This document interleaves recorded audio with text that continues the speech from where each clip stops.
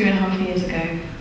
I'd met some colleagues at conferences and I talked to them about my work and I'd identified that they were people in our field.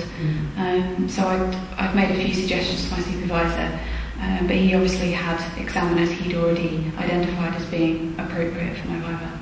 I didn't choose my examiner. It seemed to be more commonplace with my supervisor or perhaps with my school that he chose the examiners.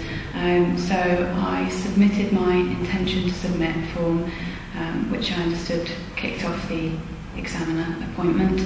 And then I was aware that that was going through, but not who was being chosen.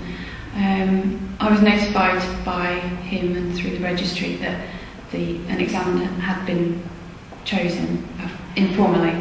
Unfortunately, before he could be officially appointed and receive my thesis, he passed away. So we had to appoint a second examiner. So my supervisor found a suitable alternative, or so he thought, and asked this person to be my examiner. And he was then, unfortunately, rejected by my school, but by this point he'd already been asked. They decided he wasn't, although his work did encroach somewhat into my field, they decided that his research wasn't quite enough in my field.